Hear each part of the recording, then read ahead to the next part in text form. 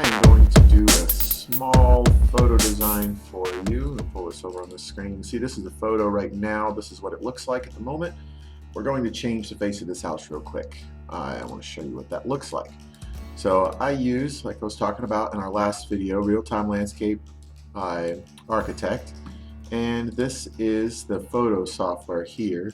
Bam, there we go. So this is the front left side of the house. So this is some of the stuff that we're going to work on as we go through with our live stuff. I'll do this stuff live with your input and questions throughout the process.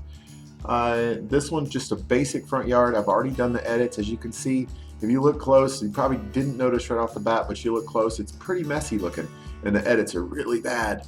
But that's not a big deal. What we're going to do is not really about that as much as it's about what we're about to do here. So I'm just going to drop in a mulch bed all the way around here, and then pull this up this direction. I always start with a mulch bed. It gives me a palette to work on. Sometimes I'll draw the plants in first, but it just depends on what I'm looking at. When I'm looking at a palette like this, I really need to clean it up just a little bit so that I can focus a little bit on the design more so than anything. Let's see. This house had a lot of dead plants across the front of it. Everything was pretty ugly. That photo I showed you a second ago is just the edit. Let's see if I have the actual photo of what that looks like right now. This is the current view of what the front of the house looks like. So I edited out the tree, I took out the shrubs here, and we're going to move on from that. So here we go, drop this in this way. We got our mulch bed in. I'm going to change the perspective on the mulch bed so it doesn't look like a wall mulch. Alright, drop that into place. And then we're going to put our foundation shrub in. Our foundation shrub, I'm going to use Autoleucas Laurel just as a basic concept. It's going to get about 3 feet tall and about 6 feet wide, so it'll take up a lot of bed space, but not get too high for the railings. But it'll still be high enough to give them some sort of a little bit of privacy when they're sitting on the porch without feeling claustrophobic. We're going to have the centerpiece as a Loropetalum. You can also do a Japanese maple this way, like the Tamakiyama works really well in this location, but for this design we're going to do the Loropetalum. I'm going to outline it with Sunshine Ligustrum. I love Sunshine Ligustrum, absolutely gorgeous. Small yellow plant, pretty narrow, doesn't take up a lot of space, grows pretty quickly, so it's not too expensive to buy. Drop that in place like that. Then we're going to accent the corners of it. I'm going to put in a popcorn drift rose. I love drift rose, miniature knockout rose basically is what it is. Blooms the same length of time, has the same features. Not 100% sure that it's made by Knockout, but it does the same thing, so that's how I help you understand what it is. Drop that in there. And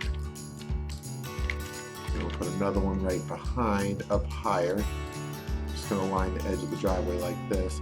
And then right next to the doorway, there's a couple options what we can do with this house being a brick face with the siding front and it being low. We can actually do a sky pencil holly right here. I'm not a huge fan of sky pencil holly, and it has a very specific purpose. It's not something I can use all the time. And by this doorway, I can't do 2 singles here. It won't work. What I have to do, it'll look kind of lonely is what will happen. So what I do is I do a double situation off the porch like this.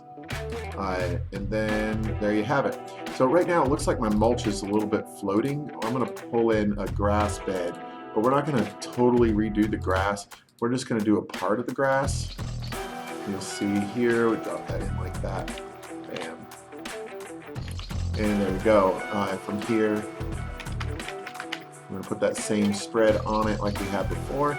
And then we're going to increase the size of it just a little bit. Back down a little bit. I want it to look as realistic as possible. And then what we're going to do is change the transparency. So we're going to hide it and let the real grass come through. But what this does gives us a little bit of a haze and blends our mulch bed into our grass bed without making it look like we totally replaced the grass completely. I'm going to take, and this tree is sticking up here on the right hand side. I'm just going to clone the driveway over the top of it so we can remove that tree, because that does look kind of funny with that sticking up like that. All the way across like that. Alright, and we're going to import the new file. Alright, so there you have it, folks. Finished, complete front yard design. Well, at least one side anyway. The other side would obviously match. Anyways, check us out, subscribe below, and see more designs in the future, and we'd love to hear from you. click the big red button in the bottom right hand corner. Thank you. You guys have a great afternoon.